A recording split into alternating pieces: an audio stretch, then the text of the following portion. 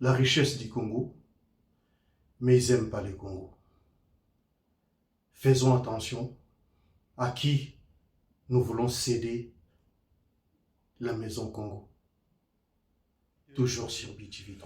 Internautes, téléspectateurs qui nous suivent sur BTV3, le plaisir est pour moi encore aujourd'hui de venir parler, de faire l'intrusion dans vos écrans, dans vos salons, avec vos télés, pour plus parler un peu de la situation qui règne dans mon pays, dans notre pays, la République démocratique du Congo, où on parle de la loi Tchani, où il y en a des personnes qui comprennent, où il y en a qui ne comprennent pas. Or, si nous regardons bien, cette loi existe dans beaucoup de pays. Je ne vois pas la raison pour laquelle les gens ne voudront pas que cette loi puisse exister. Ça a déjà existé dans les années 84 au Congo avec le régime de Mobutu, mais qu'il ne l'avait pas mis en exergue, si vous voulez, ou en application.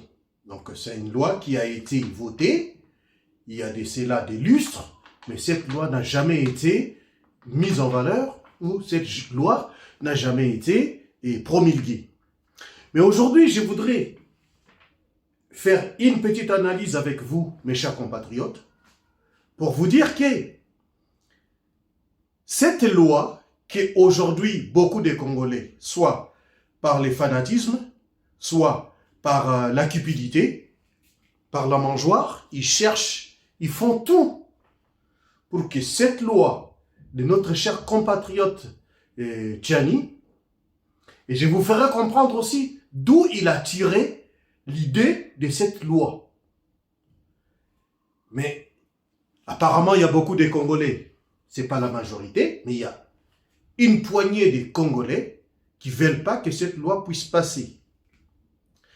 Mais d'ores et déjà, je voudrais vous dire,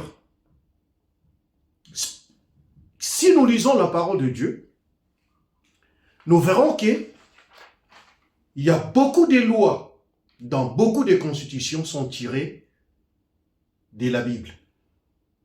La Bible qui est le support qui représente la parole de Dieu, qui représente Dieu lui-même en personne au travers de ses livres, qui a été conçu, inspiré par Dieu et conçu par des hommes.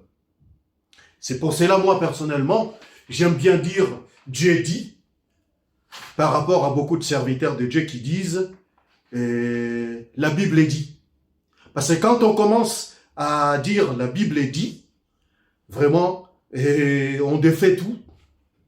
On remet tout à zéro parce que nous ne croyons pas à la Bible, mais nous croyons à la parole de Dieu. Raison pour laquelle il y a beaucoup de gens, des Congolais comme moi, Congolaises et Congolais comme moi, qui ont pu parler des Deutéronomes, dans le livre de Deutéronome 17, 14, où Jésus dit, où Dieu donne l'ordre aux enfants d'Israël. Il leur dit, vous choisirez parmi vous un frère. Suivez bien. Il dit, vous choisirez parmi vous un frère qui sera pour vous un roi. Il n'a pas dit que vous allez choisir parmi les Philistins. Mais il a dit, vous choisirez parmi vous un frère dont vous choisirez comme votre roi. D'où nous tirons l'expression ou la parole qui dit « toute autorité vient de Dieu ». Si nous regardons dans le livre des Romains 13, oui, Romains 13 dans le verset 2, il est écrit, Dieu dit « toute autorité, ainsi donc, toute autorité vient de Dieu ». Cela veut dire quoi? Quand Dieu donne l'ordre aux enfants d'Israël de se choisir un roi, cela veut dire c'est lui qui donne l'autorité. C'est lui qui donne l'accès. C'est lui qui donne le pouvoir aux enfants d'Israël de se choisir un frère parmi eux. De facto, cela veut dire que toute autorité vient de Dieu parce que l'ordre a été donné par Dieu aux enfants d'Israël de se choisir un frère. Mais une fois choisi, il doit régner où? Il doit régner dans son propre pays, là où il est né, là où il y a ses parents. C'est d'où la loi du père et de la mère. Parce que la Bible, pardon, la parole de Dieu nous dit, c'est pas la Bible, c'est la parole de Dieu. Dieu dit, vous choisirez un frère parmi vous. Il dit pas parmi eux. Il dit parmi vous. Qui sera votre roi. Maintenant, il rajoute, il dit dans Romains 13, verset 2, il dit, toute autorité vient de Dieu. Cela veut dire que rien ne peut se faire sans la volonté de Dieu. Car c'est lui qui décida, c'est lui qui donna l'ordre aux enfants d'Israël de se choisir un roi. Maintenant, quand nous descendons, nous voyons maintenant, si nous lisons dans le livre de Genèse 47, dans le verset 30, Jacob, le père de Joseph, tout en étant en Égypte, il demanda à son fils, une fois mort, que sa dépouille soit rapatriée auprès des siens.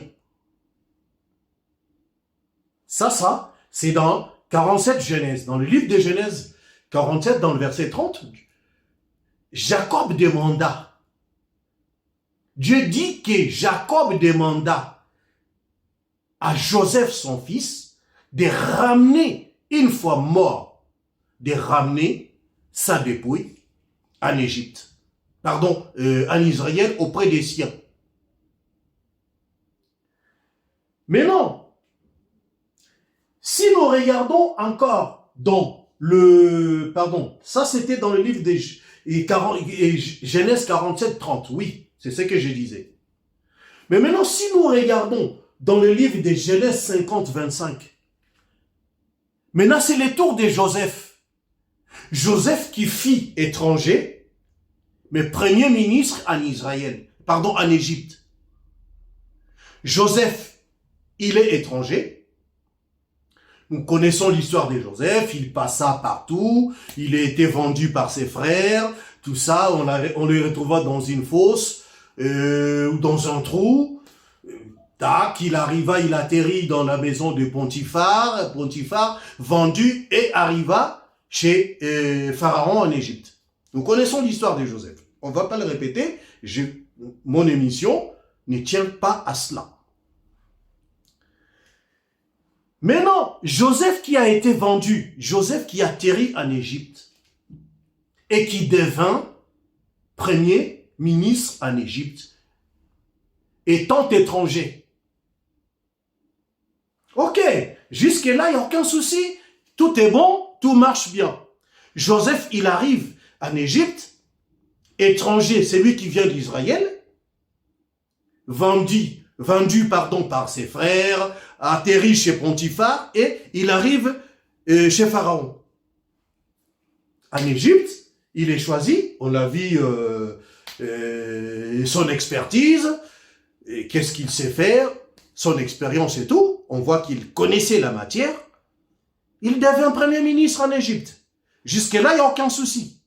Mais où maintenant commencent les problèmes par rapport à mon émission, par rapport à ce que je voudrais dire, par rapport à la loi Tchani, la loi des pères et des mères.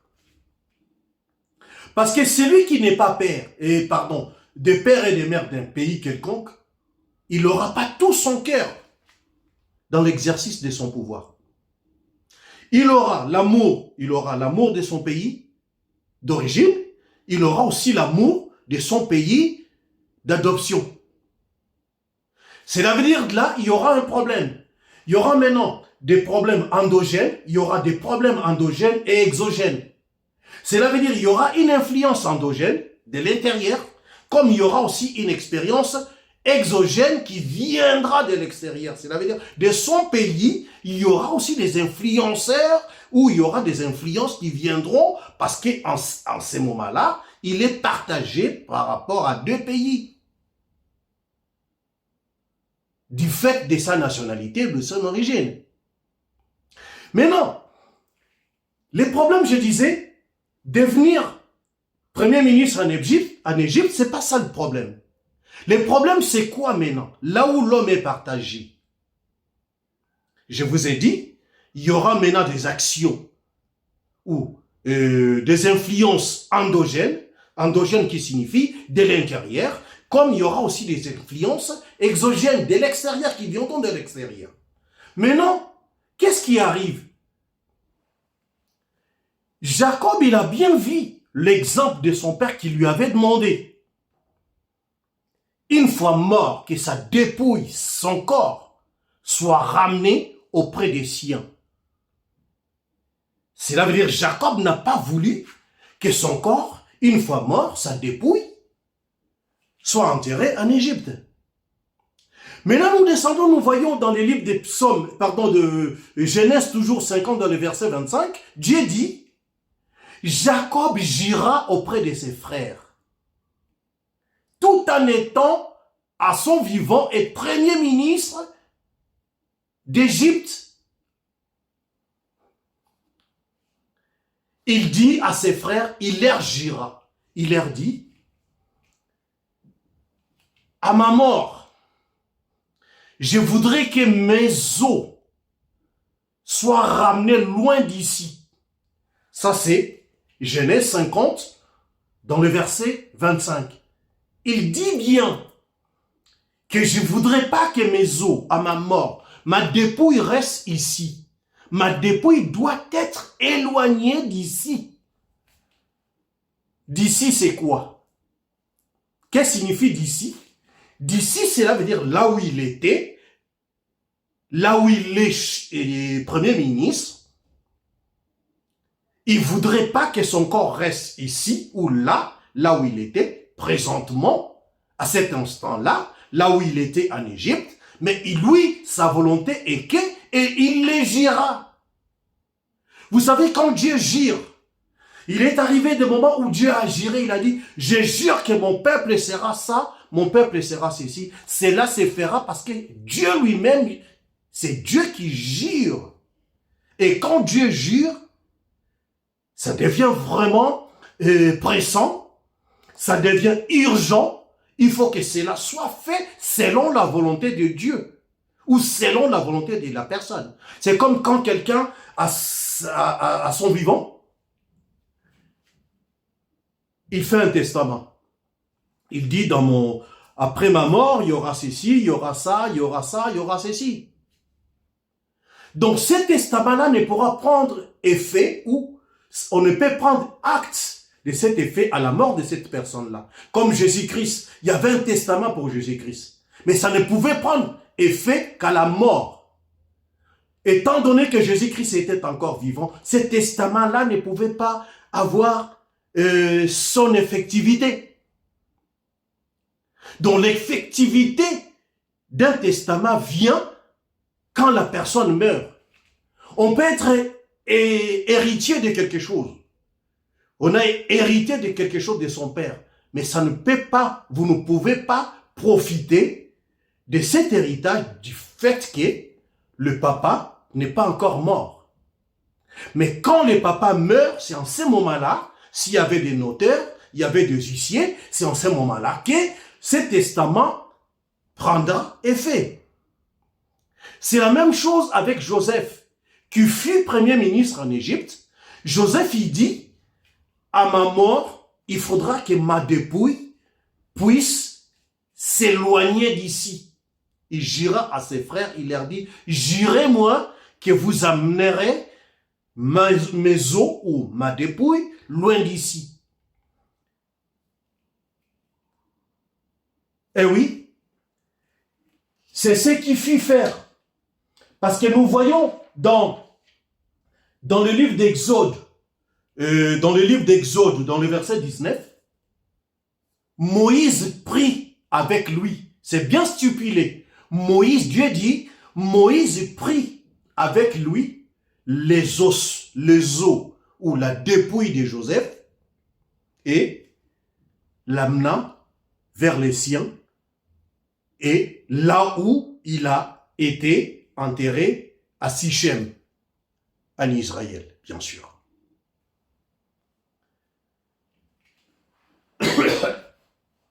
Josué, il vient aussi dans Josué 24, dans le verset 32, Dieu dit que Josué aussi confirma la volonté de Joseph d'éloigner ses ossements en Égypte et l'amener vers ses proches en Israël pour être enterré.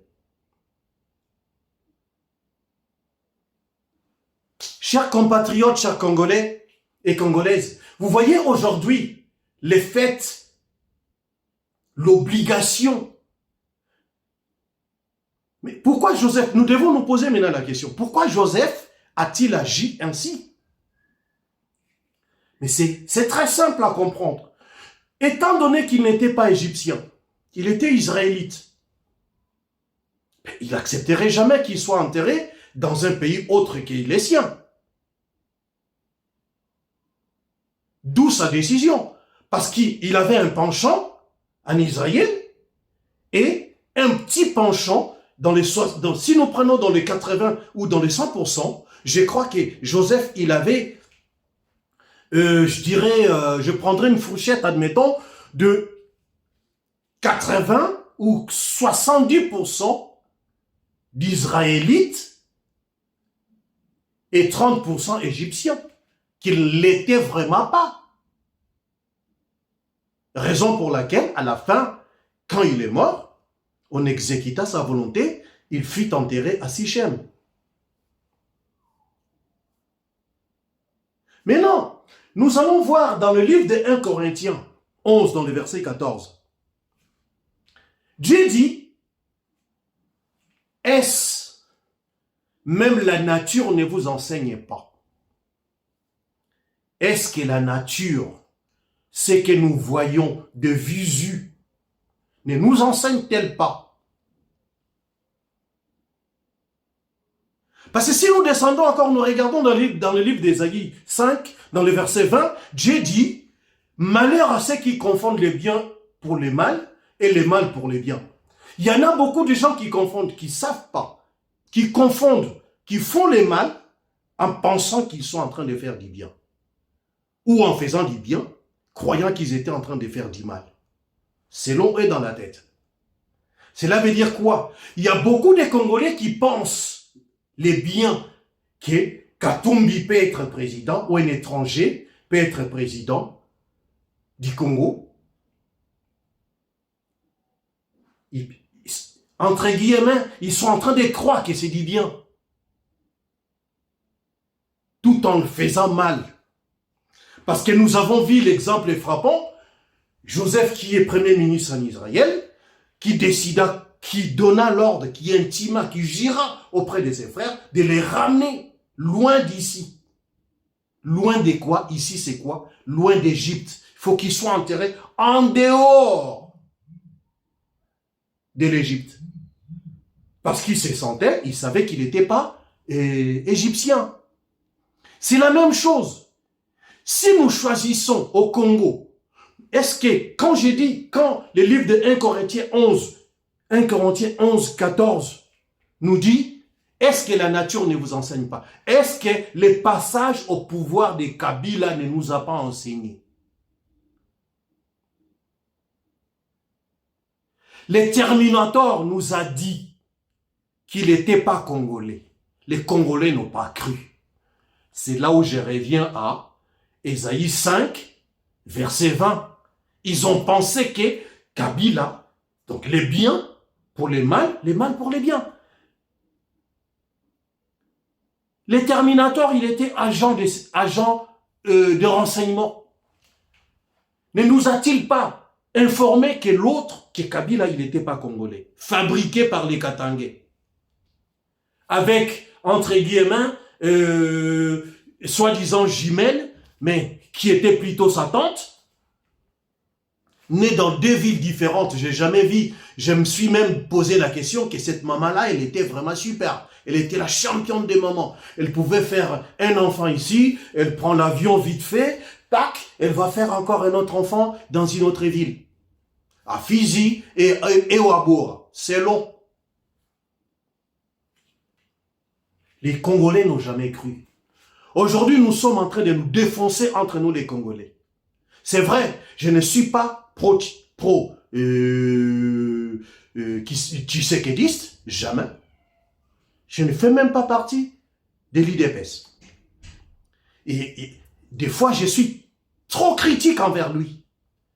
Mais le pauvre, nous devons aussi le comprendre. Il est en train de se défoncer par rapport à ce qu'il a trouvé. Aujourd'hui, le Congo, c'est un pays en construction. Bien que je pense que le mal, là, c'est une chose que peut-être je reproche à lui. En arrivant, le premier projet, c'était peut-être de commencer par de bonnes routes. Raison pour laquelle, personnellement, j'ai plaint son conseiller d'infrastructure. Parce qu'il pouvait faire un appel d'offres à concession. Il donnait une concession aux sociétés assermentées, bien expérimentées dans les routes, de prendre 20-25 ans de concession pour construire de belles autoroutes, de belles routes avec péage, et l'État l'entretient à leur charge, l'État n'avait rien fait qu'à récupérer un peu de sous de la TVA ou de la plus-value, si vous voulez. Mais tout, l'entretien, tout dépendait de ces sociétés-là. Chose qu'il n'a pas fait. Il a été amené pour faire du saupoudrage, des Tilingelou, des zéro trou, qui aujourd'hui ne facilite toujours pas la circulation dans la ville de Kinshasa. D'où il y a toujours des bouchons, d'où il y a toujours des embouteillages. Mais si nous regardons cela, aujourd'hui, la question doit être posée à nous, Congolais et Congolaises. Qu'est-ce que Kabila a fait de ses 18 ans? Sinon qu'on lui fabrique l'identité congolaise. Et vous avez vu, je vous mettrai les images, et Kabila Vista en Tanzanie. Moi, je connais quelqu'un, une Congolaise, qui habite à Dar es Salaam, qui m'a dit, qui m'a montré, qui est certifié, ça là, tonton, ça c'est pour Kabila, ça c'est pour Kabila, ça c'est pour Kabila. Et au Maroc aussi, il y en a. Pourquoi ce qu'il a fait ailleurs, il n'a pas fait au Congo? C'est la même chose, c'est la même lignée, c'est le même raisonnement que Joseph. Il savait qu'il n'était pas égyptien. Il ne pouvait pas faire à 100% en Égypte.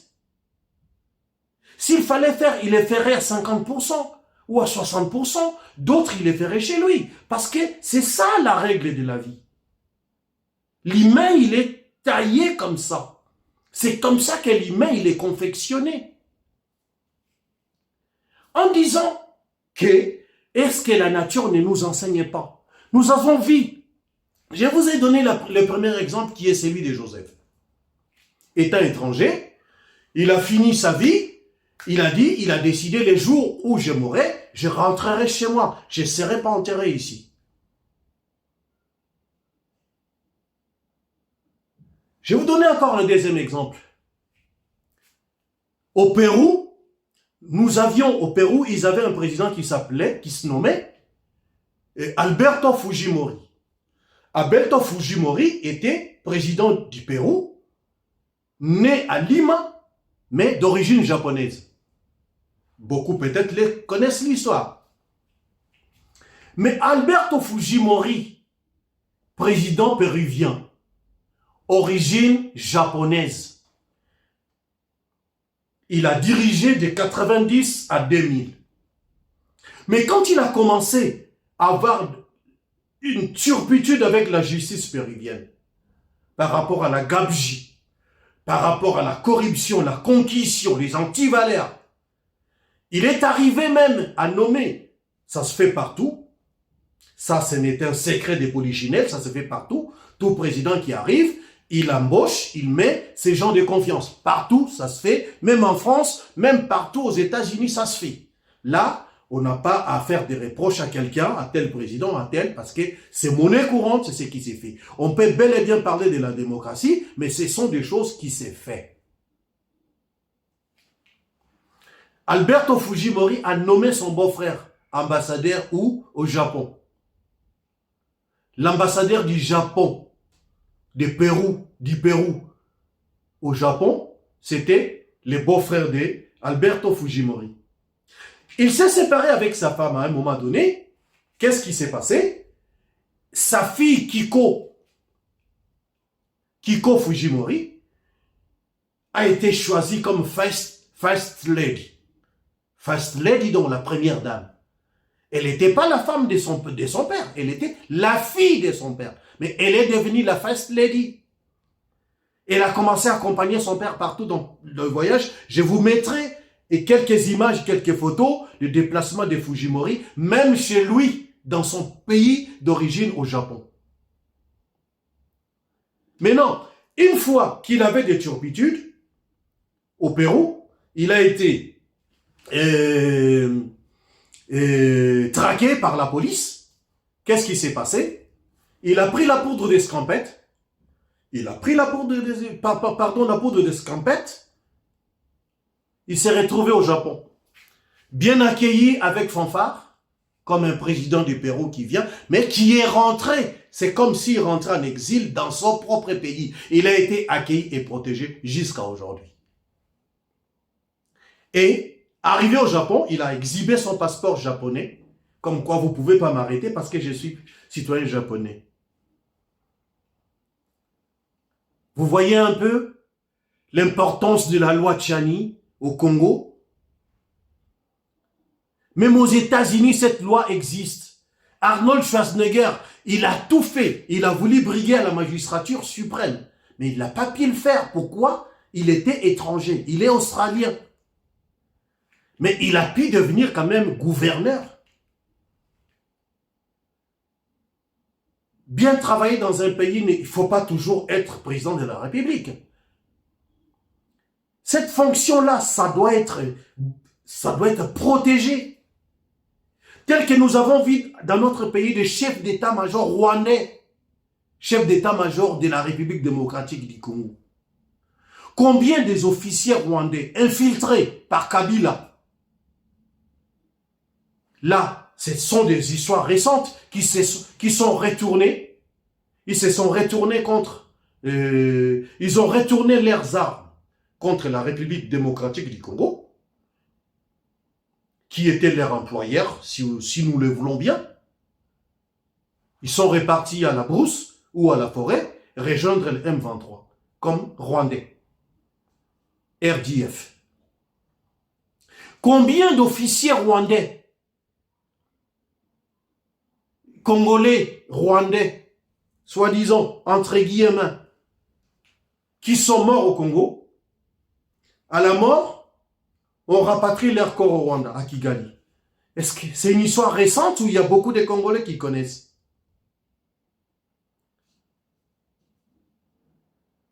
Que voulez-vous qu'on fasse?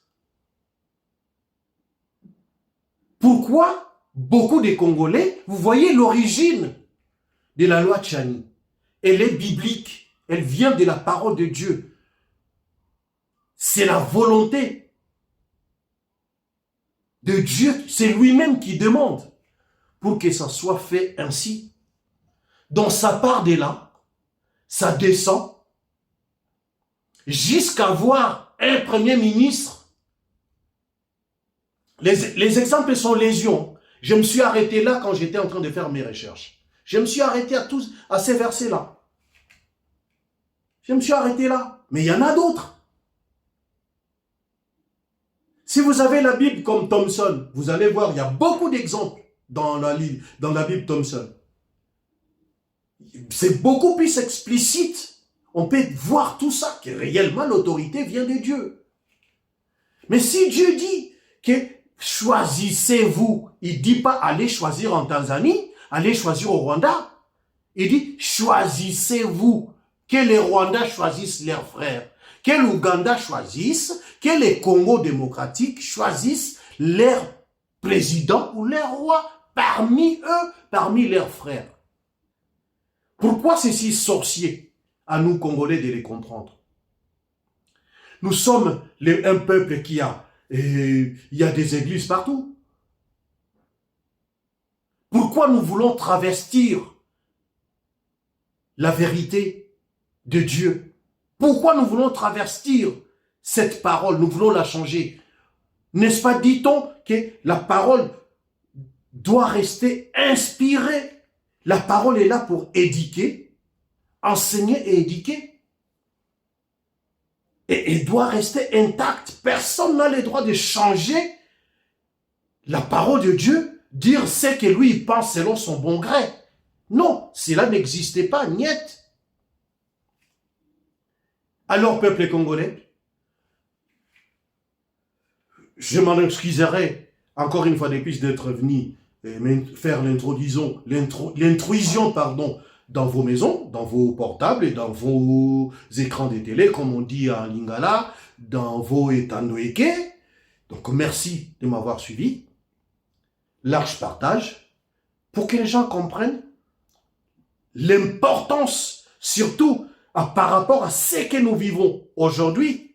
S'il y a encore des Congolais qui se retiennent, qui défendent ou qui ne veulent pas que cette loi soit alignée et votée, je dirais que le Congo, c'est vraiment un pays exceptionnel. Ça sera vraiment un pays, un Congo, un pays de fanatisme, des fanatiques, un Congo, un pays des mangeoires. Katumbi a un peu d'argent, comme il y a des Congolais qui les suivent, mais ils les savent, ce sont des intellectuels, soi-disant intellectuels au Congo. Il n'y a que des professeurs, des avocats, partout. Aujourd'hui au Congo, il n'y a même plus des cabinets d'avocats. Il n'y a plus de cabinets d'avocats au Congo aujourd'hui. Au Congo, tout le monde fait la politique. Secrétaire général de ceci, avocat, porte-parole de ceci, avocat parce que c'est un domaine qui paye bien. Comme nous voyons, il y a beaucoup. Olivier Kamitantou, il était président de l'Assemblée nationale, il connaît les lois. Mais il est en train de défendre Katumbi. Pourquoi? Pour l'argent. Pour l'oseille. Il y a beaucoup de gens, quand je vois Matata Pogno venir parler de Boukangalonzo, mais ben, il a vraiment manqué l'occasion de cette ère. Où est parti cet argent? Quelle leçon peut-il venir donner aux Congolais? Je ne sais pas. Il n'a pas de leçon à donner. Donc aujourd'hui, je suis venu vous expliquer, vous faire comprendre, faire une petite analyse avec vous, chers compatriotes, du bien fondé de la loi Tchani pour nous, le peuple congolais. Nous devons verrouiller le poste régalien, la présidence, le chef d'état-major, le cour constitutionnel, tout l'armée même. Sortir tout, comme Eliezer a dit, la dérwandification. Enlever tous les Rwandais qui sont dans l'armée. Il y en a dans beaucoup de postes. Ngwanda, il a dit, bon, bien que c'est eux qui ont commencé à faire rentrer les Rwandais, les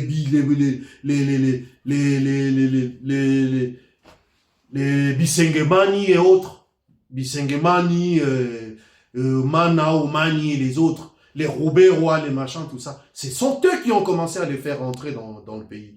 Bon, paix à son âme, mais quand même avant de mourir, il a dit la vérité. Et cette vérité, nous ne voulons pas, les Congolais ne veulent pas le prendre au comptant. Donc, vous voulez quoi? Qu'on prenne un crayon avec un stylo, qu'on fasse un dessin pour nous dire, voilà, ça. Or, la vérité, elle est là. C'est celle-là, la vérité. La vérité est dure, mais la vérité est blessante, mais c'est la vérité. Nous devons la prendre comme elle nous vient. Même si elle vient comme un boulet, nous devons la prendre parce que c'est la vérité. Si nous ne verrions pas, vous voyez, là où le pays est en train d'aller, si nous ne nous mettons pas ensemble et verrouiller, demain, les Congo de nos enfants, de nos petits-enfants, de nos arrière petits-enfants, partira. Alors, pour protéger notre Congo, c'est aujourd'hui. N'est-ce pas, dit-on, qui veut la guerre doit la préparer. La fin justifie les moyens. La fin, c'est la victoire du Congo. C'est ta victoire à toi, c'est ma victoire, c'est la victoire à nos petits-enfants, nos petits-fils, à l'héritage que nous laisserons, nous léguerons à notre progéniture. Que Dieu bénisse les Congos. Abonnez-vous et partagez, likez massivement, toujours sur BTV3, votre humble serviteur, Pierre Elvis Bronzac. Merci, au prochain numéro.